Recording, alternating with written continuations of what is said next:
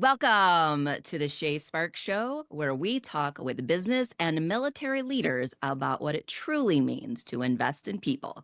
I am your host, Shay Sparks, co founder of the Maker's Machine Inner Circle, where we're not just your typical networking group. We challenge each other and ignite real ideas into real, meaningful change. So, are you ready to dive in and ignite your inspiration with this amazing leader? Well, then, let's get you fired up. My guest today is the amazing Dr. Leah Kaylor. Welcome to the show, Leah. Thank you for having me. And what an introduction. I'm fired up. Good. And I didn't even ask, do you prefer Dr. Leah, Leah? I go by Dr. Leah. Dr. Leah. Okay, great. Well, I just want to give a quick shout out to Trevor Greenberg for introducing us. So thank you for Thank you, being Trevor. here. Thanks, Trevor. Perfect. So, for those of you who don't know, Dr. Leah Kaylor is a licensed clinical and prescribing psychologist who has served as the FBI's sleep expert for over 6 years. She specializes in optimizing human performance through the science of sleep, trauma recovery, and stress resilience. So you can see why I needed her on here, particularly within the high stakes professions like law enforcement and the military. She's also the author of the best-selling book, If Sleep Were a Drug, The Science of Sleep Optimization, Biohack Your Brain, Body, and Performance. She translates cutting-edge neuroscience into practical real-world strategies to help people sleep smarter, think sharper, and perform at their best. And you can find out more on her website at drleahkaylor.com. And let me just say that I can't wait to dive into this because I'm a huge fan of sleep and I don't get enough on days. So I can't wait to learn more. So, Dr. Leah, I always like to start off with the first question of what does investing in people mean to you? Yeah. So I think whenever it comes to me and the type of work that I do, I think investing in people is giving people the tools that they need to improve their life. And that is, something that I stumbled into. To give you a little bit of background before joining the FBI, I was at the Memphis VA Medical Center in their sleep clinic. And that wasn't necessarily a rotation that I wanted, but it was a rotation that I was placed on and had the opportunity to just kind of see all the ways in which people were struggling with sleep. And you would be surprised at how many different shapes and sizes and kind of like flavors that sleep disruption comes in. And it kind of just really, really opened my eyes so that when I got hired full time as a psychologist within the FBI, my supervisor at that time had asked me, okay, Leah, so what's going to be your thing? And I said, well, I just got off a rotation at a sleep clinic. I am a trauma psychologist, but how about we just talk about sleep and how we can improve with sleep and various different ways you can do that. And so I would say that that's the way that I invest in people is giving them the tools. And again, I like free, I like easy. So giving people free and easy tools to improve their sleep, which will then ripple out to all other areas of their life. So that's how I do it. I love that. And I'm so thank you so much for you didn't even know, but that you answered the question in such an amazing way that really helped to bring your background into it as well. So let me get this straight. You were in your doctor rotation, but then decided to work with the FBI. Yeah, so I always knew that I was probably going to do something in forensics and to go even further back in my Very history. cool. I spent time in prison. I spent 6 weeks following a psychiatrist and a psychologist around at a maximum security all male prison Wow. and thinking that that was going to be my career. And after those 6 weeks, I very quickly realized that that was just far too anxiety provoking to be a sustainable career all the way until retirement. And then kind of flip side, I had done a lot of victim work, people who had been victims of sexually violent predators or things like that, who had been a victim, whether in adulthood or childhood.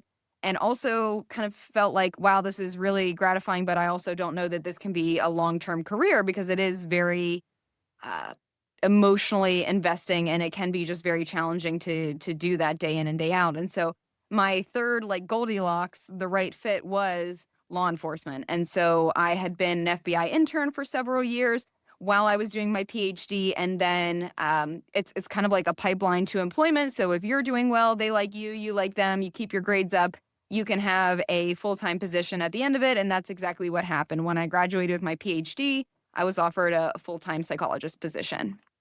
How fascinating. Very I mean, cool. Right? Like, that would have never have crossed my mind just by, appearing into someone like, "Oh, yeah, she works for the FBI." No, that's so awesome.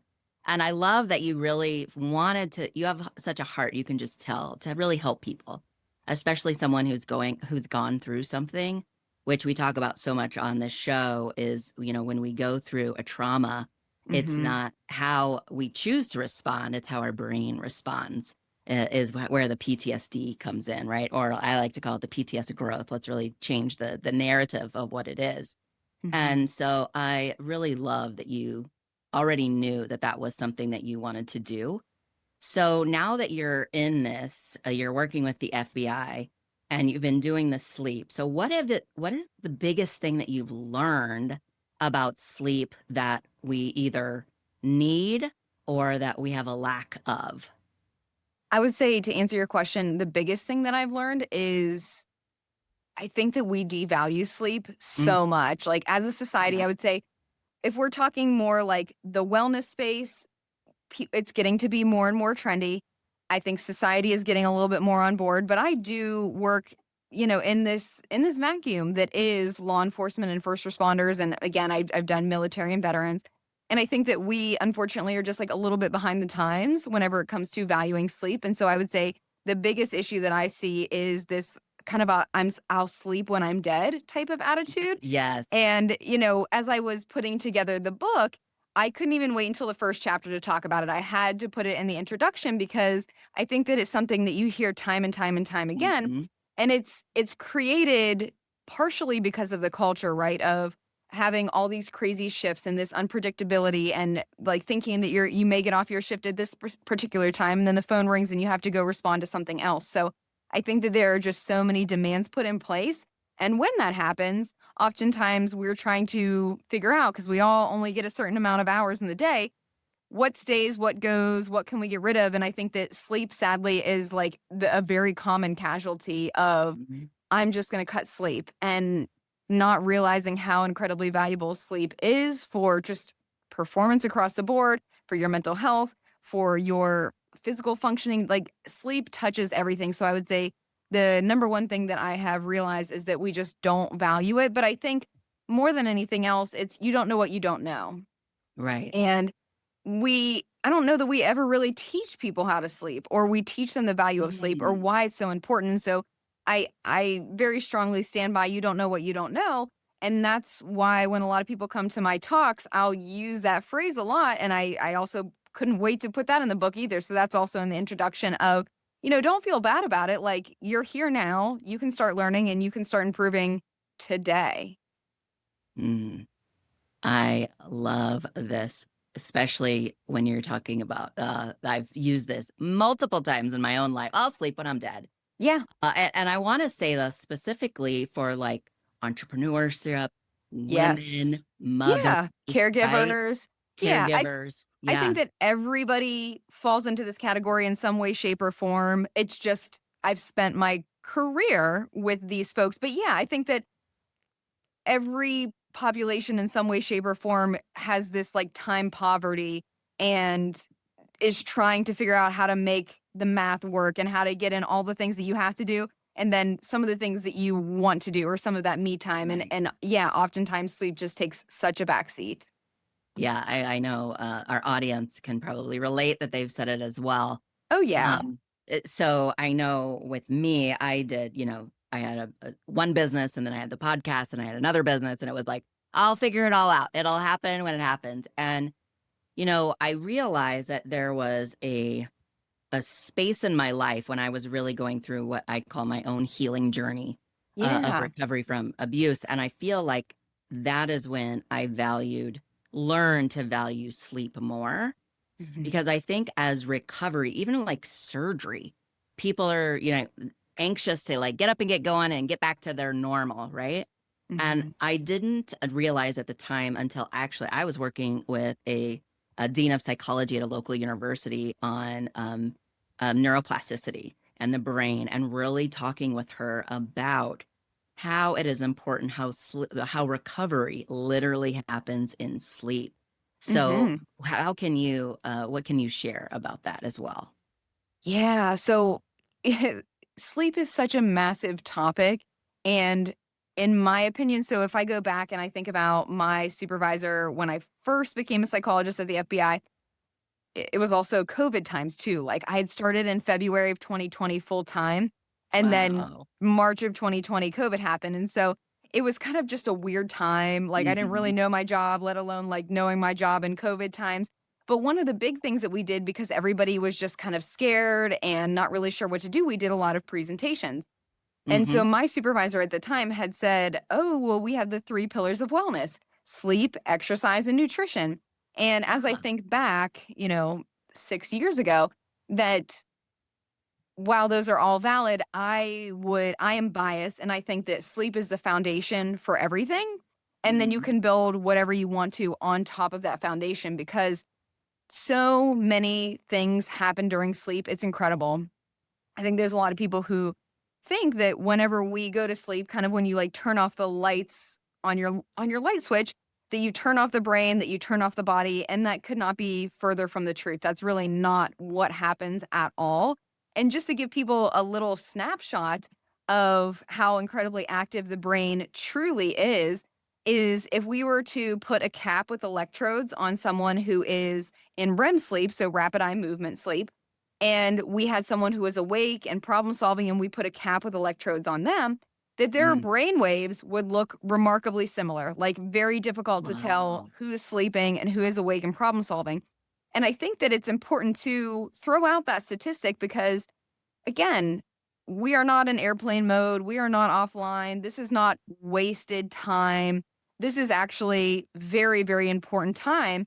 And when we neglect this time, night after night after night after night, that is when we will pay the price. So I think that it's important just to kind of take a step back and to realize how active the Yeah. brain really is during sleep and how many different functions it is responsible for. Absolutely, not to mention that I do a lot of my problem solving when I'm sleeping, Yeah, and I'll most wake of us like, do. "Oh, there it is. There it is. There's the answer." So you talk about teaching, like, we don't really learn how to sleep. So are you able to kinda take us through what sleep optimally should look like? Absolutely. Yeah. So whenever I do this, I talk about the normal, average, healthy sleeper because there are going to be people who are listening who already know that they have a sleep disorder, or maybe they have an inkling that something's wrong. But I'm just going to talk about the normal, average, healthy sleeper and what should be happening at night so you can get an idea of why this is so important and why it's important to prioritize this time. So, first and foremost, we're going to start with the early evening. This person may be sitting on their couch, maybe they're doing something relaxing, maybe they're laying in bed. And when we start to feel our eyes feeling kind of heavy, we're starting to get that head nod action. That is what we're calling N1 sleep. I like to lovingly refer to it as the wave of sleepiness. And it's really important that we take advantage of this wave of sleepiness when it comes. And I'll talk about that more. So that is stage 1 N sleep. It's very easy to be woken up during this time. Um, a person may be woken up by sounds or things in their environment, and they would be like, I wasn't sleeping. I think we Yeah. can all like relate to that. So if we allow the person to sleep, they're not disrupted, there are no sounds, they'll drop down into N2 light sleep. And this is still light sleep, but is a deeper light sleep, if you will. And I have a lot of people who want to talk to me, and everyone and their mother right now has a sleep watch or a ring or a this or that. And people complain like, "Oh my gosh, I spend so much time in light sleep every night." And what I'd like to say to you is we will move through light sleep, deep sleep, and REM sleep various different times throughout the night. But light sleep, deep sleep, and REM sleep all have their own very important function. So when Mhm. people get bent out of shape about spending a lot of time in light sleep because that's what their wearable says or their smart bed says, don't get bent out of shape because light sleep has important functions and it also acts as kind of like an assistant to set it up for deep sleep, to set things up for REM sleep as well. So you may spend up to 50% of your night collectively in light sleep, and there's nothing wrong with that. Now, if we're getting to even higher and higher and higher proportions, again, always take your wearable data with a grain of salt. But the other thing would be, okay, maybe this is a sign of maybe obstructive sleep apnea or something along those lines. So I Yeah. just want to put that out there. So after we drop down so we went from light stage N1 down to light stage N2, and now we're dropping into deep sleep. This is what should be happening in the early evening of our sleep. We should be dropping down into deep. And to make it very simplistic, I like to think about deep sleep as being very physically restorative for the body. Mm. So, this is the time when our muscles should be relaxing. This is the time when our blood pressure should be dipping. This is called nocturnal dipping. This should also give your blood vessels a rest. Now, this is going to be very important because in our society, we have a massive problem with hypertension, high blood pressure. Yeah. So, this is the time when your body should be getting a chance to have that break where the muscles are relaxing, the vessels are relaxing, the heart is relaxing. Obviously, it's still working, it's still pumping blood, but it's just everything comes down a little bit versus like this very high level that we spend the majority of our days in. So it's very important that that's happening. One of the things that I do, and I imagine a lot of our listeners do, is when I get into bed, I plug in my phone and I put it on do not disturb. And then in the morning, after, my usually 8 hours, I wake up and my battery, unless something went horribly wrong, is at 100%. And I know that that Mhm. battery will last me all day long. And so that's also the way that I like to think about deep sleep is kind of like my bed is my charger. Like I'm getting onto my charger. If I give myself enough time, I will have enough energy and like mental stamina to be able to do everything that I need to do throughout the following day. So that's another piece of the way that I think about deep sleep. So again, very, very important for physical restoration. Then we're going to pop up into REM sleep. REM stands for rapid eye movement, and that was the one that I had mentioned earlier about how incredibly active the brain is. So REM is very important, and again, I'm making it very simplistic, but it's very important for our cognitive functioning. So as you mentioned, oh, sometimes I have some of my best ideas in the middle of the night. Yes, that is REM sleep for you. Whenever we tell people to sleep on it, it is because REM sleep has access to all of our memories, but REM sleep also is where most dreams occur. And Mhm. whenever we have dreams, oftentimes they don't play by the rules of reality. We things may be bizarre or just very interesting, very strange. And so whenever we kind of have this like whimsicalness of the dream world, but we also have all of our memories, and chances are something that's bothering you that you've been thinking about, all these pieces kind of come together so that you kind of have this aha moment at night, which I recommend people keep some type of like little notepad beside Mhm. their bed so that you can write down these brilliant ideas. And if you were to go back in history, you would see that there are people, very famous people in our history who have taken advantage of this REM sleep dreaming and the ideas that come from it to spark some really great, wonderful ideas. So that's just kind of like a little interesting sidebar. But something else very cool that happens during REM is during REM, again, we're talking normal, average, healthy sleeper. During this period of time, and we're talking about like during a 24-hour period, REM sleep is the only time in which the levels of noradrenaline, so adrenaline in the brain, should be essentially zero. Again, normal, Mm. average, healthy sleeper. The reason why this is important is that the brain can then kind of put on its mental health professional hat and it Yeah. starts to bring up things that you need to work through, things that may be upsetting. Maybe it's something that happened that day, maybe it's something that happened to you 20 years ago. It could be triggers. Again, whenever we're thinking about the brain, there's so much that we still don't know about the brain. We know a lot, but we certainly don't know everything that there is to know. It's still very mysterious. And with that, the brain starts to bring up things that we need to process through. And the reason why we can do this is that our neuroadrenaline is at such a low level. And basically, when we work through something in REM sleep and in REM sleep dreaming, we can wake up the next morning feeling a little bit lighter, a little bit easier to move on with whatever it is. So not that we're taking away these memories or those painful life events, but it's a little bit easier to keep on moving. Now, that is one sleep cycle. So we have Wow. moved through light sleep, deep sleep, and REM sleep. Now, our biggest chunk of deep sleep happens during the early period of the night, right? When you fall asleep.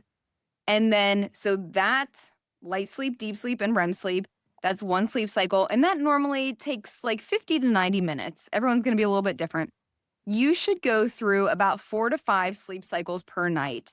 And with Hmm. our normal average healthy sleeper, for adults, you should be sleeping, and this is very important. Everyone listen up. You should be sleeping between 7 to 9 hours per night. Wow, 7 to 9. I know most 7 I to think the 9. average is, like, between 5 and 6, isn't it? It's very problematic, and as we get further and further along and, more technology and all kinds of various different things, that our sleep needs don't necessarily change, but we're getting less and less. Just like what you mentioned in the book, as I was doing research, in the 1900s, the early 1900s, people were getting an average of 9 hours of sleep per night. And then fast forward now into 2025, people are getting significantly less. So that's a problem. So I want to just kind of reiterate how important going through those various different sleep cycles are, but also to mention, so I said deep sleep, your biggest chunk happens during the hours in which you're kind of falling asleep immediately. But your biggest chunk of REM sleep is happening in the hours before your alarm clock goes off. So Almost. it's important for us to know that because one of the things, and we talked about this earlier already, is everyone has this poverty of time. Mm, Everybody wants more time. And that also goes along with sleeping less and less on average. So when we do that, I'll tell people, how do you make more hours in the day? And, sometimes people look at me kind of puzzled, like I don't understand what it is that you're asking me. And eventually people catch on. And the answer is, how do you make more hours in the day? You cut out sleep. That's what you do. yeah.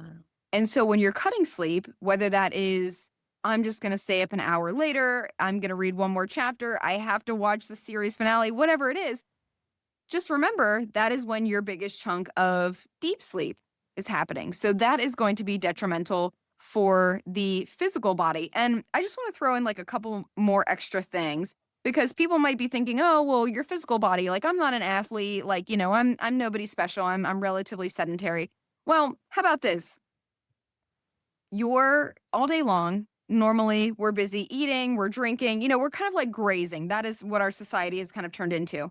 So at night, your internal organs that are associated with digestion should get an opportunity to rest. Mm, If you're not giving them the opportunity to rest, whether that's you're staying up later or whether that's eating too close to bed, sorry, pancreas, sorry, small intestine, sorry, large intestine, you're not going to get that opportunity to rest. And whether we realize it or not, we're constantly creating micro damage and wear and tear. So the longer we're not giving our body an opportunity to rest, that could potentially cause various different types of issues. It could cause inflammation, especially for people who maybe already struggle with things like that. So I think it's important that we talk about that, especially if someone's like, "Oh, well, it doesn't matter physical recovery, I'm not someone who hits the gym." Well, it doesn't matter. It is recovery for the body. So, mm.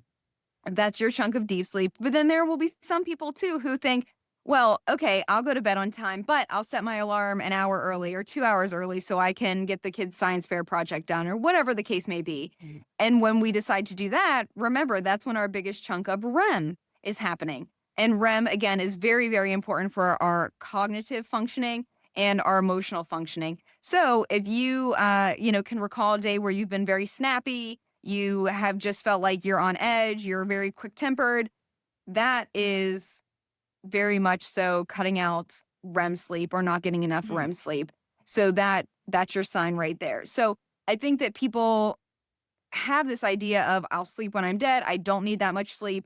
And another big problem is, and this was a fantastic research study that someone had sent me as I was putting together the book, was we think, and I hear this all the time from the people that I work with, it's okay. I function just fine on 4 hours. It's fine. 5 hours is my sweet spot. And the research tells us you may think that, but if we were to take you into a lab, we were to ask you to do various different assessments, the research would tell us, no, this is not you functioning at your best. You are actually quite impaired. And yet you Mm. have this blind spot and you don't know that you're impaired or you can't see it. And so I think Sure. that that's just really interesting for people because I'm sure everybody wants to be their best selves. They want to show up as their a best partner, as a best parent, as a best employee. You know, you want to excel. And yet when we are cutting out on sleep, we have this weird blind spot of I think I'm doing just fine, but Mm. objectively no you're not. Mm. I love that. I do want to, like, I mean, time is going by so fast. This, I my know. goodness. I'm so verbose. Like, how did this happen?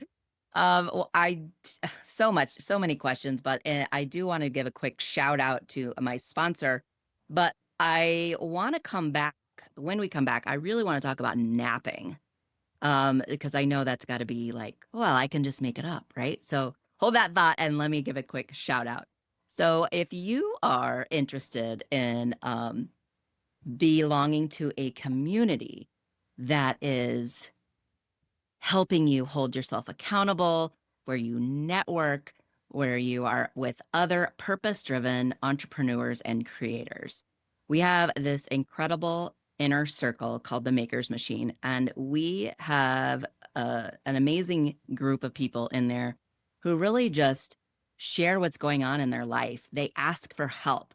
They might be going through a challenge with their business, and they say, hey, this is what's going on. Anyone can help me out with that, and they get feedback. They get mastermind solutions to their most painful problems.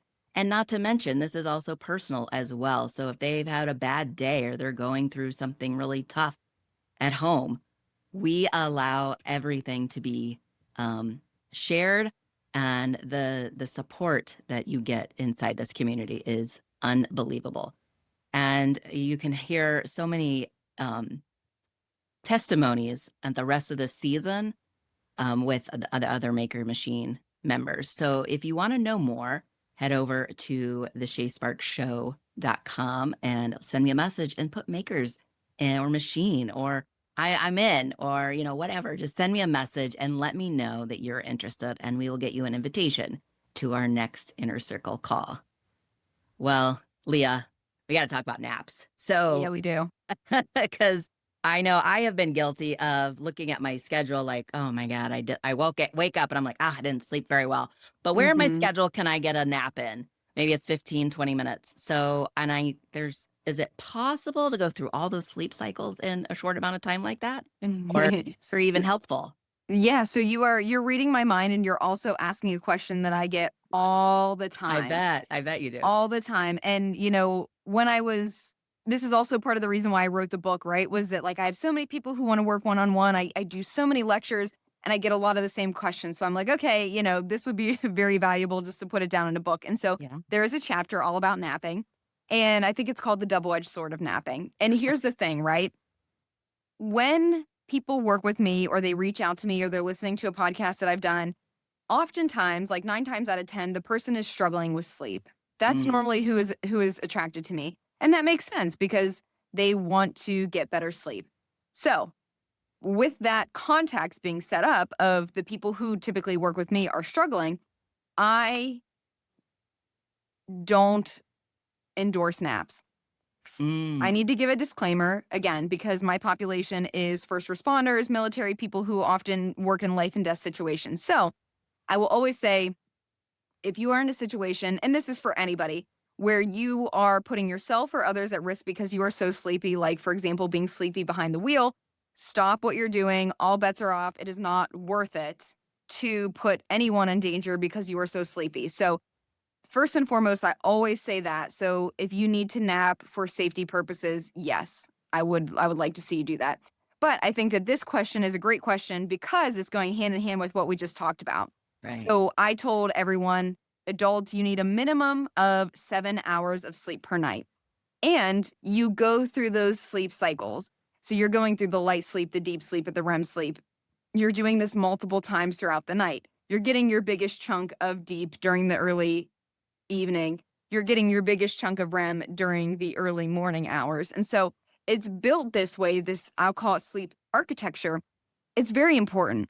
And whenever we take a nap, a lot of times people will be like, "Oh, well, what stage of sleep am I in?" That's a great question. And it really depends. I can't necessarily tell you unless I had some like very major equipment. Because sometimes people may spend time in light, they may spend time in REM, they may spend in time in deep, just kind of depending upon what it is that their body needs and how much how I would say how sleep deprived they are, what it is that their body's really trying to get from them. But I'm just going to kind of in a nutshell explain why I am not a huge endorser of naps. So, we have to talk about a couple of different things. We have to talk about sleep pressure. And Mhm. sleep pressure is something that builds up throughout the day. So, if you've slept all night and you wake up in the morning, your sleep pressure should be low. And then all day long, it builds and builds and builds and builds so that you get that wave of sleepiness that we talked about, where your eyelids are heavy, you're starting to get those head nods. That's what causes that wave of sleepiness is this buildup of sleep pressure, also known as adenosine. Now, whenever you decide that you're going to take a nap, your sleep pressure is building, building, building, but then maybe you take a nap in the middle of the day or like later in the afternoon, you are kind of like letting some air out of the balloon, if you will, like your pressure is going down. So depending upon what time you take a nap, how long you take a nap, these things are going to impact your sleep pressure. So oftentimes when someone does take a nap during the day, they have a hard time falling asleep at their normal bedtime, or Mm. they wake up in the middle of the night, or their sleep feels a lot more fragmented, a lot more shallow. And that's because you don't have the normal sleep pressure that you typically would to keep you asleep and to move you through those sleep stages like you normally would. So that's why I say that I'm not really a nap proponent, because I would 100% rather see you give yourself the amount of time that you need each night to move through the sleep architecture as you would. So let's give it a different example, because November is literally right around the corner. And I like to equate having a full night of sleep with like a Thanksgiving dinner. I do. So whenever it comes to Thanksgiving dinner, like for me, I want to load up. Like this is the day that I will be binging, and it is perfectly fine because that's what this holiday is all about. So I want to have like a huge plate. I want to have seconds. I want to have room for dessert. So because of that, Okay, I'm but probably wait, do you take a nap after? well, maybe on Thanksgiving we'll talk tryptophan, but because of this, I wouldn't eat breakfast, probably wouldn't eat lunch, probably wouldn't be snacking throughout the day because I'm really like saving up for this main event. Sure. So that's the way that I like to think of naps are like snacks, and Mm. the main meal, the Thanksgiving meal, is like getting a good 8 hours of sleep. So when you're snacking, depending upon how big your snack is or what time it is, you're not going to be able to enjoy that Thanksgiving feast like you would if you had a snack during the day. So that's the way that I like to equate the two. Now, I will give a caveat. There will be people who are listening just because they're a fan of your show, and maybe they're a great sleeper. Every now and again I do meet a great sleeper, and when I do, I give them a high five because that is awesome. Right. And for those who are already great sleepers who don't have any issues falling asleep, staying asleep, they have it down pat. For those people, yes, you'll see all kinds of things on the internet. Naps can be useful. And for those people who are already great sleepers, what I would say is no more than 20 minutes. Mm. I would do it before 2 p.m. and set an alarm again for 20 minutes. And this is kind of what the research tells us is a sweet spot where you can get some cognitive benefits, you can get some attention benefits, you can get some motivational benefits, but you're at that 20-minute mark, you're not getting to a place where you're getting sleep inertia, which is kind of when you wake up and you're like, oh my God, what year is it? Like, I'm so confused. I don't know where I am. So you're not getting to that point, and you're also not getting too far along where you're really letting a lot of air out of that sleep pressure balloon, if you will. So again, I would say if you're someone who does nap regularly and then you start to realize, oh, like my sleep at night isn't as good, or I can't fall asleep the way that I used to, then it's time to reevaluate. So that's why I have my own particular stance on sleep and naps, because I 100% would rather see you get a great night's sleep and move through those sleep cycles rather than trying to bank sleep or catch up on sleep. For those who are just listening to audio, I'm giving some serious air quotes right now because the research tells us that whenever it comes to a sleep debt, which is not getting the amount of sleep that you need, night after night after night, it's going to start to build up, that you will never be able to recover all of Mm, that lost sleep. It doesn't matter. The research studies have tried over and over and over again, and you will never regain everything that you have lost. so what about those people who are like, I have no problem falling asleep. It's staying asleep is the Hmm. problem for me. And even like sometimes I wake up before an alarm. But it's that sometimes between like 2 and 5 or 2 and 4, this weird hour that sometimes I'm like wide awake. I'm like, God, I can't get back to sleep. What I'm sure you get that a lot in your practice. What advice would you give for people like me? Yeah. So whenever it comes to sleep, we need to talk about something bigger first, and then we'll talk about your question. So whenever it comes to sleep, we and everyone may or may not have the ability to do this, but if you have the ability to do this, your bed and your bedroom should be reserved for what I call the three S's: sleep, sex, and sickness. Those are the three S's. We as a society have a very bad habit of bringing everything else into the bedroom. Yeah. So I used to do this exercise when I was at the VA. I would have a big whiteboard or like a chalkboard, and I would write bed in the middle. And then I would ask people, "What are you doing in bed?" And people kind of give me this weird, "What is she asking?" kind of like a little middle school giggle type situation. And then I'll get answers like scrolling, watching Netflix, reading, Mm. talking to my partner, doing homework, paying bills, eating, and then people really get on a roll. So I will draw a line out to each of those different things that they're paying bills, that they're scrolling, that Mm. they're watching cat reels, whatever. Yeah. And eventually, like, it gets to be this very messy web of all these things coming off of bed. And so I ask people, okay, so how strong is the association between bed and sleep when we have Mm. all these different things going on? And the Right. answer is not very strong at all. So, what we need to do to make that association very strong, and ironically, whenever I do this and I ask people, what are you doing in bed? Oftentimes people fail to tell me sleep. Isn't that funny? It happens every Wow. time, so I'm not surprised, but I do make a Wow. point to say, "Hey, nobody said sleep."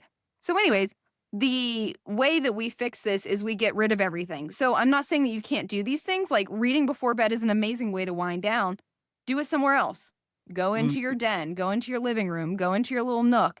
Go somewhere and do those relaxing activities before bed, and then when it's time to get into bed, we shut out the lights and we go to bed.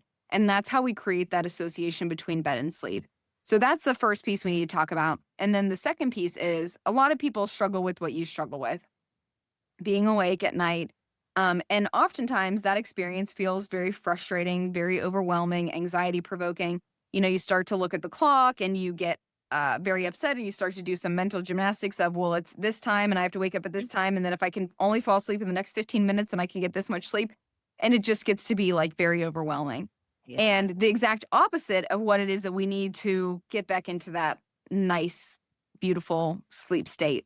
So, what I recommend for people, two different things.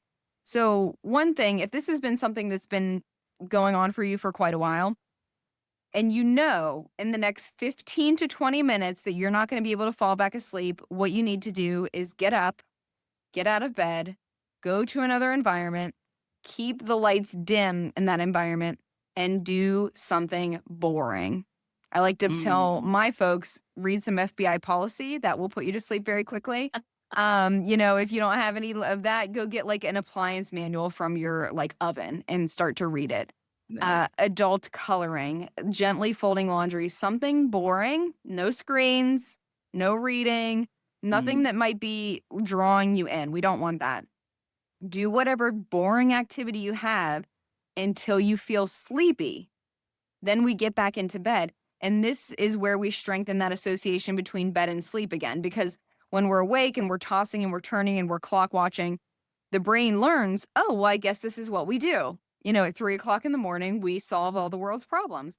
So Mhm. we have to break that. That is a very bad habit that we have to break. And the way that we do that is by getting up, getting out of bed, going to a dimly lit room, and doing that boring activity.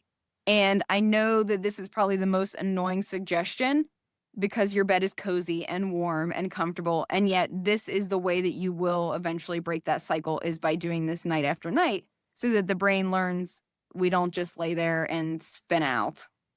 Well, thank you for that. I'm gonna have to find a oven manual somewhere. Yes. Yes. Have it nearby. And one other thing I would say too is, I had said, if you know in the next 15 to 20 minutes you're not gonna be able to fall asleep. If you are feeling kind of sleepy, but your brain wants to be like, oh, did I do that? Did I forget that? Did I sign Mhm. that permission slip? And it starts to go.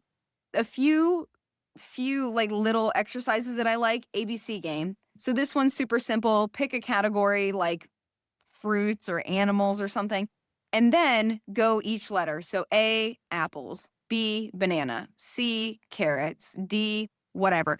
And you Yeah. keep going.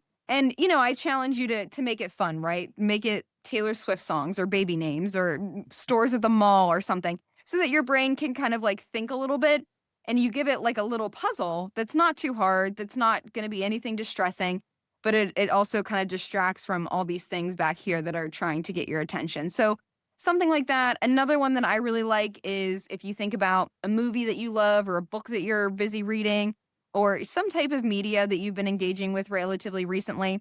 I like to give folks the homework of pretend like we lost the script or we lost the manuscript or we lost the book, and you have to recreate it from the beginning. So who are the characters? Mm. Where are they? What are they dressed as? What is the dialogue? Like really going in chronological order to recreate this movie or book or chapter or whatever you're working on. And that can be very stimulating. Again, pick something that you enjoy. And that can be a good way to keep your mind focused rather than, again, spiraling out and thinking about other things. So, those would be a couple of little suggestions that you can give a try to.